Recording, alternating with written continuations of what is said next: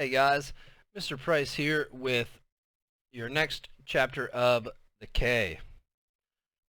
We last read chapter 12, and in that chapter, Timothy caught malaria. He got really sick, and it worried Philip. Timothy kind of acted crazy and ran down into the water to try and cool himself off because his fever was so intense. But he passed out then, and Philip had to blindly find him and tried to pull his body to shore. And he was unable to do it uh, large amounts at a time, so he had to go 2 or 3 inches at a time. And then we were left with that ominous line, he never really regained his strength. We know that Timothy does recover from the malaria, but he does never get back to the full strength that we knew him at when the story started. Here we go, chapter 13. It was in late May that I believe Timothy decided we might stay there forever. We had not seen a schooner sail or heard an airplane since setting foot on the island. I know it was late May because each day he dropped a small pebble into an old can that he'd found on the beach. It was our only way to tell how many days we'd been there. Every so often I'd count them, beginning with April 9th. We now had 48 pebbles in the can.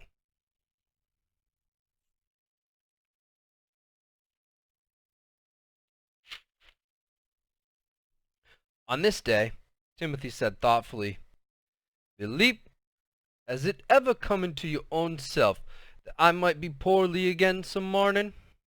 I knew he was thinking about malar and the fever. I said it had. He said, "Well, you must then know how to provide your own self with fish." For more than a week, I knew he'd been laboring over nails to turn them into fish hooks. He always speared the fish or langosta with a sharp stick. I could not see, of course, to do that. I knew he was making the hooks for me. He said, with a secret tone in his voice, "I have found an outrageous good hole on the reef, in a safe place." We went down the hill and started out along the reef shelf. By now my feet were tough, and I hardly felt the jagged edges of the coral. But I knew that lurking in the tide pools were the treacherous sea urchins. Stepping on them invited a sharp spine in your foot, and Timothy had already warned me that "they very poison, they be giving you terrible pain." Every 2 feet, Timothy had driven a piece of driftwood deep into the coral crevices so that I could feel them as I went along. Excuse me, I paused for a second and lost my place, so I might have to read one sentence. Neither of us knew what to do about the sea urchins, but Timothy said he'd think mightily about them. He had taken a large rock to smash them all along the path over the reef top, but in time they would come back. We went out about 50 feet along the reef, and then he said, "Now, we fish." He described the hole to me. It was about 20 feet in diameter and 6 to 8 feet deep. The bottom was sandy, but mostly free of coral so that my hooks would not snag. He said there was a most natural opening to the sea, so that the fish could swim in and out of this coral-walled pool. He took my hand to have me feel all around the edges of the hole. The coral had been smoothed over by centuries of sea wash. Timothy said that the sand in the seawater acted like a grindstone on the sharp edges of the coral. It was not completely smooth, but there were no jagged edges sticking out. "Now, reach down here," Timothy said, "and tug off the mussel."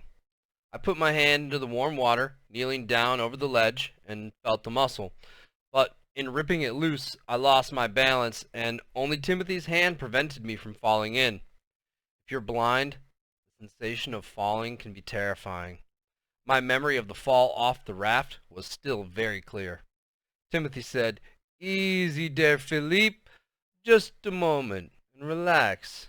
His voice was soothing. "If ever you do fall, just stay in the hole a while. Feel which way the water washes, then follow it to the ledge. Grab hold and pull your own self out. Timothy guided my hands in opening the tough mussel shell and digging the slippery meat out to bait the hook. "'Tis an outrageous sharp knife, so be very careful of your fingers." Then he told me to feel the hook and slip the mussel bait over the barb. I'd fished many times with my father, and this was easy. Rusty bolts served as sinkers. Timothy had found several pieces of wood with bolts in them, had burned them, and then raked the bolts out of the ashes. He'd unraveled a lifeline from the raft to make single strands for the fishing line. I'm going to pause the story there for just a second. Even though Timothy is a character that has not been formally educated in a school, I just think it's amazing how intelligent he is. And the things that he has done to keep them alive astound me. Right here when it says that the rusty bolts served as sinkers, Timothy found several pieces of wood with bolts in them, had burned them, then raked the bolts out of the ashes. That's so smart.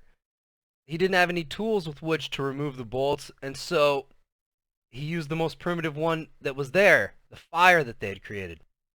So that's awesome. And then when it talks about him unraveling the lifeline to create fishing line, again, it's so resourceful and so smart. And even though Timothy doesn't have that education from a school and from books, he is so intelligent and so smart, just at keeping them alive and at survival skills. Anyways, back to the story, continuing on. I dropped the hook and sinker overboard. In a moment, there was a sharp tug. I jerked, flipping the fish back over my shoulder so it would land on the reef. Timothy cheered and told me to feel along the line to the wriggling fish, then take the hook out. Squirming and jumping in my hand, it was small but fat. I grinned over toward Timothy. When I had fished before, it was fun. Now, I felt like I had done something really special. I was learning to do things all over again, by touch and feel. I said to Timothy, "This is outrageous humbug and good fish-haul." He laughed with pleasure. Every day after that, I did all the fishing. Timothy, of course, continued to get langosta. He had to dive for them, but I caught all the fish. After the third morning, he let me go out alone on the reef. I'd feel my way along his driftwood stobs, find the hole, pry a mussel loose, and then fish. I was alone on the reef, but somehow I always felt he was sitting on a beach nearby. I could sense his presence, yet he was always at the hut when I got back there. Again, I'm going to pause for a second. I want to go back to that, the couple lines where it talks about every day after that I did all the fishing. Timothy, of course, continued to get langosta. He had to dive for them, but I caught all the fish. He's saying that with such pride. He's proud of himself.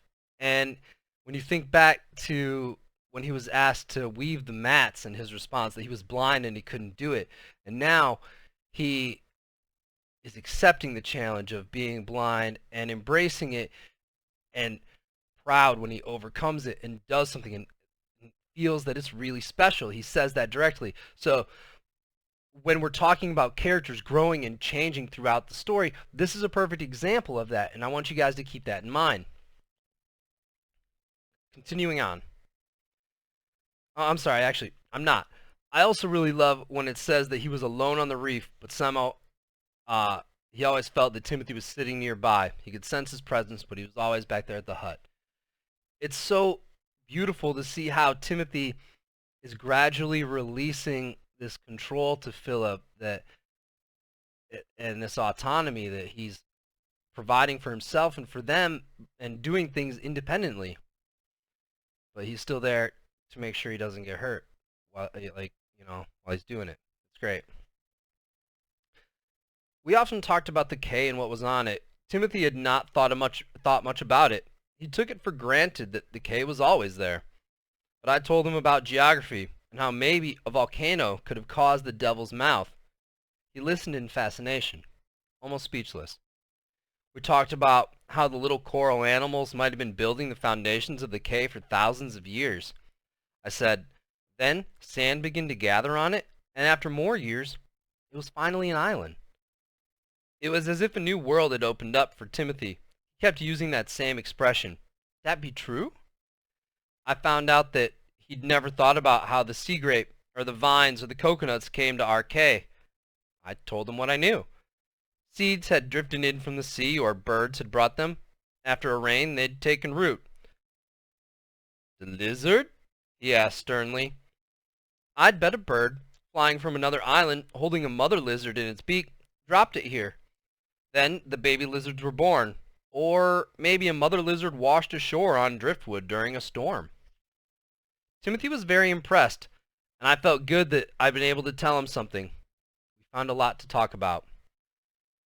I think it was the 5th afternoon of this week that I blurted out to Timothy, I'll climb the palm now.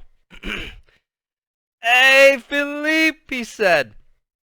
And I could almost see the grin on his face and the light in his eyes as he looked skyward, greedily, I'm sure. He said, there is one coconut tree over there that has a sway in his back like an old horse. That is the one to climb. I was trembling a little as he led me to the tree, telling me I should go up just a short way, climb it like a monkey. If I could do it, I was to come back down, put the knife between my teeth, and go up again. The trunk of his palm tree must have been about 2 feet in diameter, because I could easily put my hands around to the back. I grasped it, hunched my body, placed my bare feet on the rough trunk, and began to climb. Timothy was probably holding his breath. I went up about 10 feet and froze. I could not move up or down. My legs and arms were rigid. Timothy, standing below to catch me if I fell, called up softly, Philippe, 'tis no shame to ease your own self back down to the sand. Slowly I began to back down along the trunk. The bark was rough against my hands and feet, but what I felt most was Timothy's disappointment. I couldn't have been more than a few feet off the ground when I took a deep breath and said to myself, if you fall in sand. Then I started climbing again. Timothy called up, you have forgot the knife! I knew that if I stopped now, I'd never climb it. I didn't answer him, but kept my hands and feet moving steadily. Then I heard him shout, you be getting to the top! Palm fronds brushed my head. I grasped the base of one to pull myself up. Timothy let out a roar of joy. Then he told me how to reach the coconuts. It took a long time to pull, tug, and twist 2 of them loose, but they finally fell. I stayed in the palm another few minutes to rest, then slid down. I had won. As my feet touched the ground, Timothy hugged me, yelling, "The palm harass us no more!" We drank every drop of the coconut milk and feasted on the fresh meat. Squatting near me, his teeth crunching on the coconut, Timothy said, "You see, Philippe, you do not need the eye now. You have done without the eye what I couldn't do with my whole body." It was almost as if I'd graduated from the survival course that Timothy had been putting me through since we landed on the Cay. It rained that night. Very soft rain. Not even enough to drip through the palm frond roof. Timothy breathed softly beside me. I had now been with him every moment of the day and night for 2 months, but I had not seen him.